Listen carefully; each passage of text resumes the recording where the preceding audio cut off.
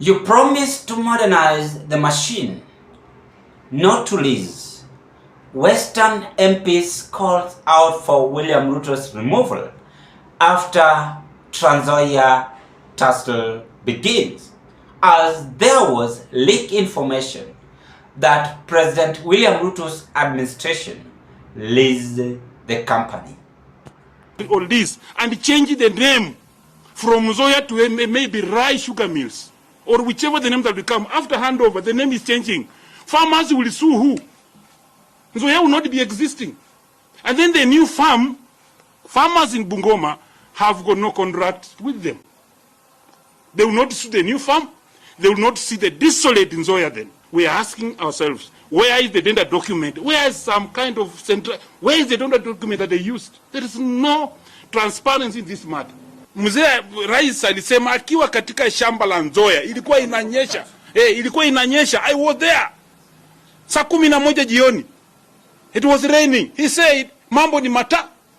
Alikuwa anamaanisha Rai.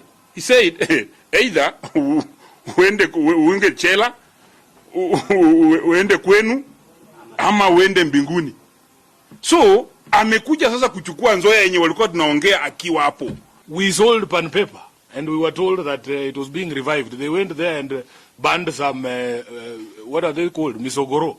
I don't know what is the maize cobs. After you've removed the maize. And smoke billowed there for a week and then they said they have revived pan paper. But they were after the assets of pan paper. The forest concession. Yeah. It is difficult for me to accept that in the entire world, there are only 2 or 3 families that can run sugar mills in Kenya. If you put out an international tender, and only 2 families from Kenya are the ones that are responding to that tender, there's a problem. The people who run sugar mills in Brazil, have they heard that Nzoia was looking for a strategic investor?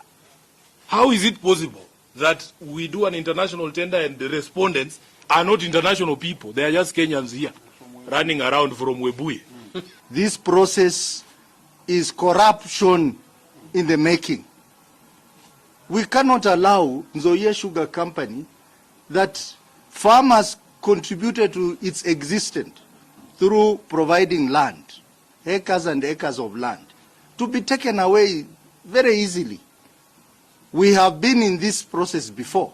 You remember, pan paper was taken in the same manner. Pan paper that cost 20 billion shillings was sold for a mere 900 million shillings on the pretext that it was going to be revived. Right now, when you go to pan paper, nothing is happening. The former employees who used to work for pan paper are living in abject poverty. We are asking the President, William Ruto, that if indeed you are behind this, then it has gone against your own promise to the people of Western that you will revive the sugar mills in 6 months. Instead of reviving, you are killing the industry. Mumias has been working for some time through this Rice brother investor. But now, why change something that is working? We are now pitting a brother to a brother in Mumias Sugar Company,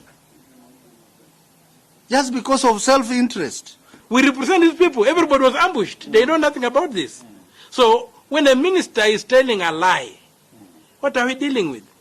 Is this a government? So, further to that, they are not mentioning contractors, people who do Ken. Personally, I must declare I'm a contractor in Nzoia, and I went out of my way. I applied for them on debt because the company was not paying. I transported Ken for them. My tractors transport Ken. I'm owed about 15 million shillings. Now you are shutting out this company without telling me where is the. I'm not even aware. I just saw drivers calling me saying that the company has changed hands. Some of these mills are mills that simply import sugar, and I'm trying to begin to see a bigger picture. Earlier on, there was a law that the sugar bill that passed in Parliament. It was said that only mills will be allowed to import sugar. Now, the mills have been given to some people who are known to be not very good characters to run. So when now, some of these mills might not even crush sugar. They might just have tokenism, but the main business will be to dump Brazilian sugar in the economy, which has been the reason why sugar in Western Kenya has never taken off. In the world, there are two barons. You have drug barons and you have sugar barons. You don't have coffee barons, you don't have tea barons. Sugar and the drugs are high-flying commodities, and in this particular place. Now, you've watched and listened to that video clip. Why are the MPs from Western now fighting back William Ruto? That is the question. Yet William Ruto came out live on camera and said that mambo ni matatu: usafirishwe, uliwe, ama uame Kenya. Ama inamaanisha kuliwa uende mbinguni, usafirishwe, uame Kenya, whichever how he said it. But I can't recall. When he was trying to defend Transzoia by saying they have no any other mentality to lease the factory. Today as we speak, leaders over there, yes, they are fighting. But do you know what? They are having this mentality. Yani wamekalewa, wamekuwa impact, hata kama mambo inaenda mabaya, wako tu wanangoji iendelee ndio waongee. Hiyo masaa yenye Ruto alikuwa anasema hii Transzoia lazima machine ikuwe modernized. Did they follow up? That is the question. Did they follow up? Problem with us to forget, we are forgetting a lot. Mkishatoka huko mashinani, mnakuja kuishi Runda, mnakuja kuishi Karen, mnasahau na maslahi ya watu. Huyu jamaa anawapanga huko Shago. Mkienda huko ashamaliza mission yake. Hii leasing ishafanyika. Mpende msipende. Hata kama kinamkia mtata now filing Ruto's removal. But the facts remain that this leasing is done well. Hii pesa maybe ilikulwa kitambo hiyo wakati alikuwa anasema hivi. Usicheze na wanasiasa. But again I want to blame the president. Why is he leasing these factories? Are Kenyans not capable to function, make these factories to function? Is this administration not capable to make this company to function? Is having that mentality. Mimi hata kama ningetoa 100 million nipate share zangu hiyo kidogo kwa mwezi, sina kwanga hivyo. Niende Chemelil Sugar Factory nifanye hivyo, niende Kibos nifanye hivyo. Bora watu wanalipa tax, Wakenya wanafanya kazi kuliko kulease easy factory for 30 good years. Someone like Mutahi Kagwe coming here, who was just appointed as CS Agriculture recently, that we have done it so we are leasing but not selling.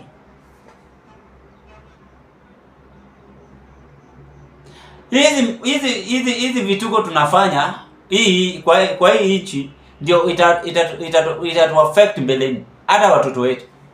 Na kuambia ukweli, niliwaambia calculate 30 good years. Hizo ni miaka ngapi? Hata mimi maybe ukiniongeza unaweza ongeza hiyo 30 plus 10 juu, itakuwa nimedisappear. Sasa si uache wananchi wafanye kazi wa benefit. Hata wewe ndio wewe ungelizi kupea foreigner alizi. Kwani hao ni slave? Kwani hii ukoloni bado iko? So that is what people are saying, and leaders from Western saying no. It is either you are going to quit the office or we file your removal unless you give us our factory back. I expect Governor Nyong'o to fight that. I expect Moroni MP to fight that. And even if it is possible, let all leaders now have a serious discussion in this parliament that why are we leasing farms? Why are we leasing factories instead of leasing this to ourselves? Must we give them to the foreigners? I am not speaking bad, but that is the fact. There are some Kenyans who deserve to work in Transzoia. There are some Kenyans who depend on Transzoia. There are some Kenyans who depend on Moroni Sugar Factory. But why are we making these people to suffer? That is the question.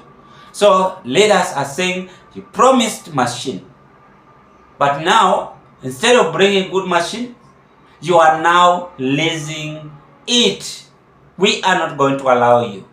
You must fight and we must defend our own people.